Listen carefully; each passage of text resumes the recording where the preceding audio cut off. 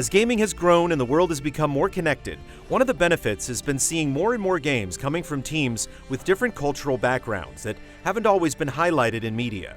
In recent years, we've seen a rise in games from places such as Poland and South Asia, bringing with them not only myths and legends, but different senses of fashion, cuisine, and outlooks on the world.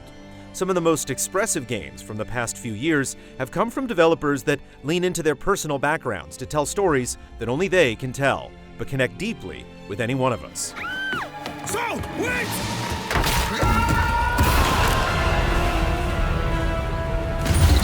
It's partly this context that makes Tales of Kenzera ZAU so exciting.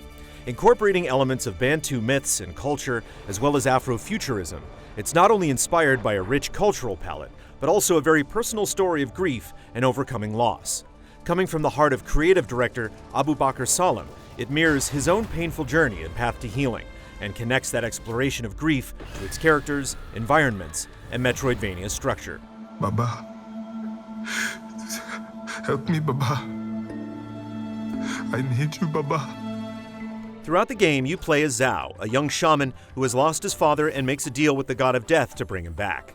While that premise alone sounds like it should raise alarm bells, the contrast versus expectations couldn't be more clear.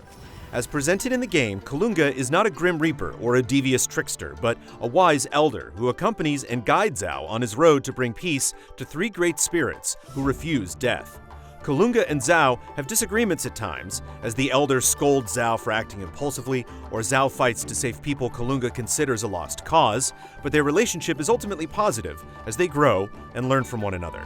That is different. Oh, sure. One rule for them, another for us.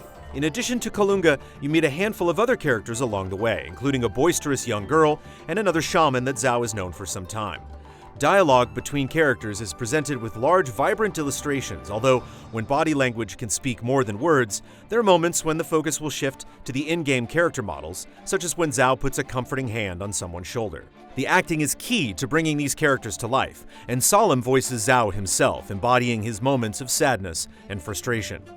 There's also an option to listen to the dialogue in Swahili with an entirely separate voice cast, which is a great touch. Though if you aren't already familiar with the language, you may want to save it for a second playthrough to better appreciate the emotional performances from the English cast. I am wasting away, ZAU! Wasting away! The game weaves its themes into every aspect of its design. Enemies are lost spirits that need to be put to rest. Hidden lore statues bring you deeper into ZAU's thoughts and struggles. Taking a moment to stop and reflect at a baobab tree raises your maximum health, and each new ability you gain has a story behind it, as it comes from a shrine honoring a shaman from the past. Plus, while we don't want to say much about the ending, there are a few clever things that it does to bring everything full circle and provide a sense of closure. In terms of combat, ZAU's abilities revolve around switching between two masks, representing the sun and moon. The moon mask fires quick bolts of blue energy, which are good for hitting ranged enemies, and it also comes with a heavy close-range blast. Meanwhile, the sun mask lets you perform some basic melee combos, paired with a heavy attack that can launch enemies into the air. Swapping between the two with a quick tap of a shoulder button lets you play around with different combinations, so you can launch an enemy with the sun mask, then swap to the moon mask for a nice juggle.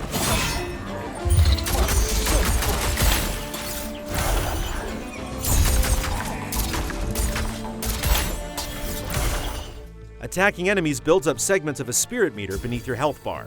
You can use one segment to heal, but if you save up 2 segments, you can unleash a beam of light or a pillar of fire to clear the field.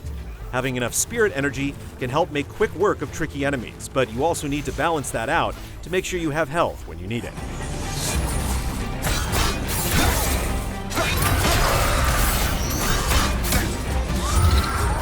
While new enemies do get introduced throughout the game, there isn't a ton of variety among the standard grunts. Lending to the issue is the fact that most fights take place in similar combat arenas. You essentially get locked in a room with multiple platforms where you have to take on 4 or 5 waves of enemies before you can proceed. Typically, the rooms themselves and the arrangement of enemies don't change all that much. You'll have a couple of guys tossing projectiles from the sidelines, some creatures diving at you from above, and a couple warriors to contend with at ground level, joined by a larger brute on a later wave. It's not terrible by any means, but it can start to feel somewhat routine by the end. There are a few features to help mix things up. Some enemies are spiritually shielded, protecting them from being staggered or knocked back by your blows until their shield breaks, and if you wait too long between attacks, the shield regenerates. Meanwhile, as you level up the skill tree, you unlock a few combat abilities in addition to the powers you acquire through the course of the story. These give you enough tools to play with, and once you have your full tool set, it can be fun to dash around and put all the pieces together.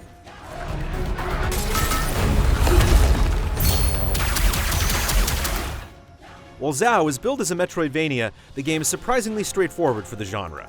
There are some side paths with challenges, collectibles, and lots of lore entries, but you can't really wander off and get lost, wondering whether you're getting in over your head. There are times when you will come across doors and other obstacles blocking an area until you get a specific power, but these are tightly tied to the region you're currently in. For instance, once you have the abilities that ZAU gains in Act 1, you can discover 100% of those regions before moving on to Act 2. There's no reason to come back later with abilities from further in the game. The main abilities you get from the shrines share a mix of traversal and combat uses. There's a form of grappling hook that launches you from specific grapple points, as well as a spear that can be thrown for powerful ranged attacks or used to activate switches powering certain doors. The first ability you get is the most transformative though, allowing you to freeze rivers and wall jump on waterfalls. Gaining that ability and realizing what you can do with it evokes a sense of epiphany that the other abilities don't capture quite as strongly. However, while we don't want to spoil it, the final power is pretty satisfying, with multiple uses. The key! I cannot reach it. Even though ZAU may not be as exploration-focused as its contemporaries, it puts emphasis on working through tricky platforming sequences. And because of this, one of the game's best design decisions is that it gives you a pretty agile character from the start, with abilities that other games often treat as upgrades. From the very beginning, ZAU can double jump, wall jump, and air dash, and this mobility really helps you navigate past winding caverns, crumbling footholds, and maybe just a few too many pits full of death spikes. Some of the side passages offer platforming challenges, and completing them earns you trinkets with different buffs that you can equip. Plus, there are even a few Ori-style chase sequences that will really put your skills to the test.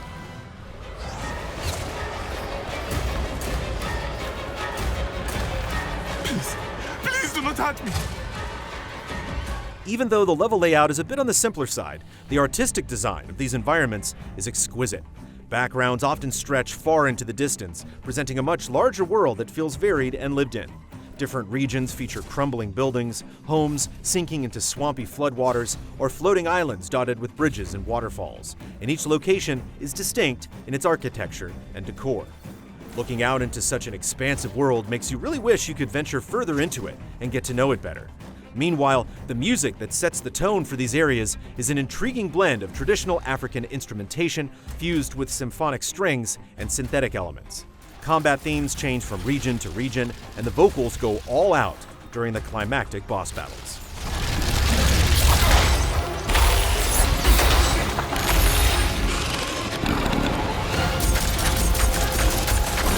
While there's certainly more to be desired in terms of exploration and discovery, Tales of Kenzera ZAU is a solid first take from Surgent Studios.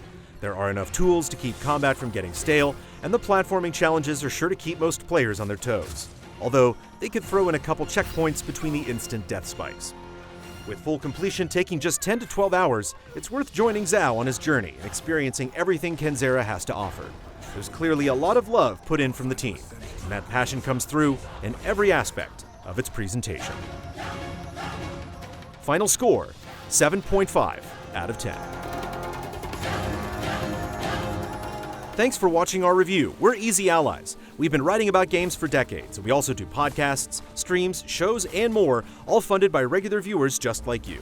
Head over to patreon.com/easyallies to pitch in and get rewards, and be sure to like, subscribe, and ring the bell to stay connected on YouTube.